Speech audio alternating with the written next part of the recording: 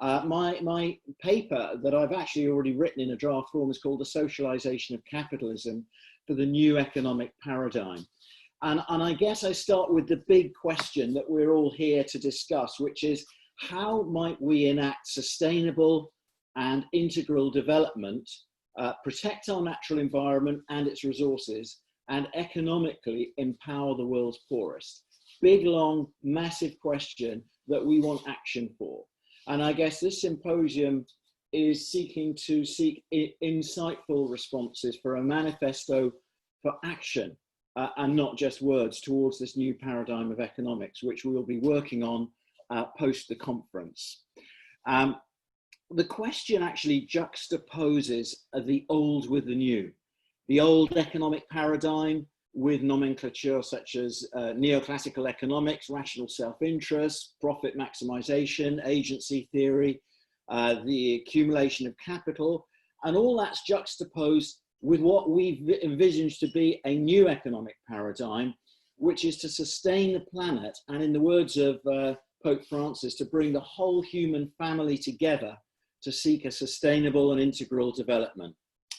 Now, my full paper aims to identify the basic model for capitalism from a narrative that appears to have failed, actually, in bringing the human family together in sustainable and integral development.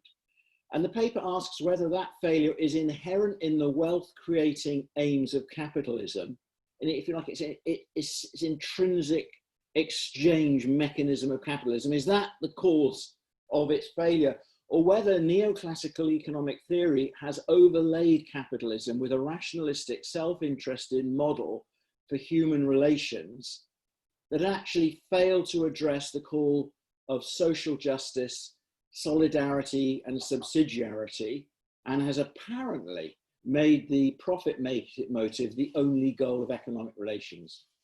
So how might capitalism be reclaimed for the common good in a new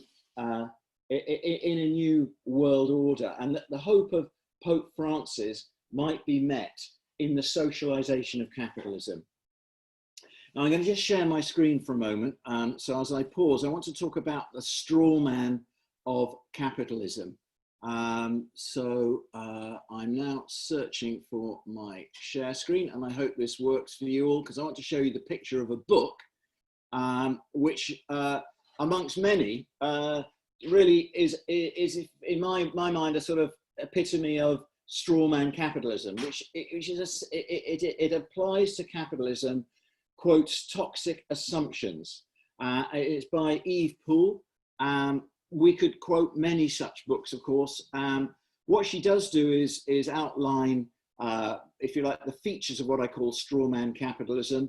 And she calls them the cancerous big ideas of capitalism, such as competition, such as the invisible hand, utility, maximizing utility, the rational economic man, homo economicus, who is greedily trying to achieve utility for himself through this evil, cancerous mechanism. Agency theory, the relationship between management seeking to exploit their interests at the expense of everyone else, and owners seeking to exploit their interest above everyone else. This is agency theory. I'm really shortening the arguments here, but market pricing, she lists, supremacy of the shareholder, and the legitimacy of the limited liability model. Now, in the paper, I do deal with these points and seek to put, I suppose, a riposte to them as being necessarily and innately cancerous. Although, of course, we all know the evils of competition, where there's exploitative, corrupt mechanisms at work. And in each of those 7 areas, we all know that there can be exploitation. And if you like, from a point of view of social justice, an absolute absence of it. We know that's possible in capitalism. But I mean, just to take one caricature there, point 2, the invisible hand. In fact, Adam Smith's invisible hand, she calls the auto-efficiency of a competitive market, is actually not correct. Smith only uses the image of the invisible hand once in The Wealth of Nations, and it's used in a very specific way regarding the creation of a public interest benefit when people only intend their own gain through a public interest benefit. And so I could pick up others, I mean, such as, the supply and demand producing the right price, as though it were possible to supplant market pricing with something else. I mean, if you imagine an alternative to market pricing, what would it be? It would have to be some form of cost plus, which is, and then a command economy would be required to administer the system and inevitably limit the market and create grey markets, black markets, inflated prices, and problems of supply and demand. So there are problems. It's easy to pillory strawman capitalism, which comes to life in the recitation of neoliberal economic narratives and theories based on the assumption that market players decide and act only to maximize their personal utility in every transaction, as though it were possible that business managers could in fact fine-tune complex business systems to reach a data point at which assures them and their shareholders that they have maximized the shareholder value, as though that were possible. So these are assumptions of capitalism that, and of course no system can unpick the myriad of motivations that different consumers and investors make in their transactional decisions to support the imperialist rational choice theory. And of course that rational choice theory has been rejected by economists over decades, Johansson, Sen, Tversky and Kahneman and so on. But nevertheless, old paradigm neoclassical economic theory has left its mark in associating capitalism with all that's unethical in the creation of distribution of goods and wealth. And societal norms, whether expressed formally in law or regulation or by communitarian obligations, does actually represent societal restraints on unfettered self-interest, which is our great concern. So the hope for a new economic paradigm is that different forms of socialized capitalism are emerging with smart moral agents, whether they're workers, managers, investors, and they work for and with companies of sustainable enterprise. Enterprises that have, as Dean pointed out in terms of the examples with brands, have an ambition to have social and environmental impact and therefore bring sustainability to play into the marketplace and through a capitalist system. And so we see sustainable enterprise emerging in companies that are competitive in leading market sectors through innovation for the well-being of all, but profitably. Profit is a motive, but not the motive. And I'm proud to say that I, as part of my time, work for a company of which profit is an important motive, but it is certainly not the main motive. We are out to, in antithesis, to have a positive impact in the world through our work. Now, this economic hope is expressed in different forms of, if you like, socialized capitalism. And there I've put on the slide a few phrases that you'll have come across, I guess, in various works. Some of them are classic locus classici, such as Freeman's stakeholder capitalism, which probably is an umbrella to many of the others beneath it, such as moral capitalism, virtuous capitalism, and so on. So these modifiers are all there to represent different approaches that drive socially concerned moral agents to use the levels of capital in financial trading and market exchanges to innovate and to invest in ecosystem protection and in the creation of new and accessible markets to the marginalized and the poor. But most importantly, the modifiers counter the assumption that normative capitalist behavior is to free ride over the welfare of others in order to maximize their self-interest. Rather, in fact, I think these modifiers indicate the socialization of capitalism. And here's an example just recently from McKinsey, which, as you might know, is probably the archetypal consultancy for the capitalist world. And there's a whole package of briefings and podcasts on stakeholder capitalism. And this is McKinsey.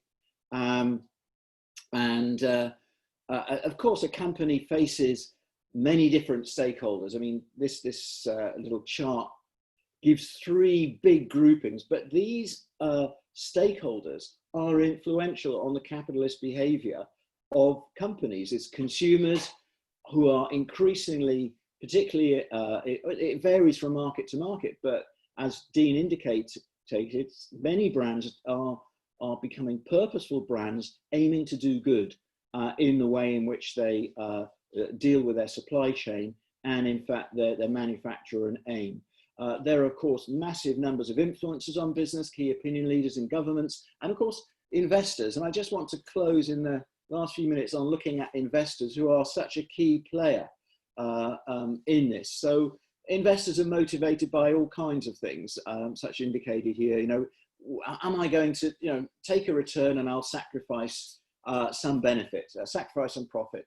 A range of different motivations at work, but perhaps one of the fastest moving moves that we're observing is in the creation of ESG funds. And ESG stands for environmental, social and governance. This is institutional funding that has with it a criteria and measurable, accountable criteria that companies have to meet certain standards that are measurable by independent research, investment analysts and agencies reporting on any number of 14,000 or so indicators according to the MCSI index on what's called ESG. And ESG has been hugely growing in recent years. And so shareholders are in fact, in the end, in terms of this shareholder supremacy theory, actually having to play a part in which raising funds is part of a bigger picture on how we get efficient, low-cost funds that have an environmental, social and governance badge on them.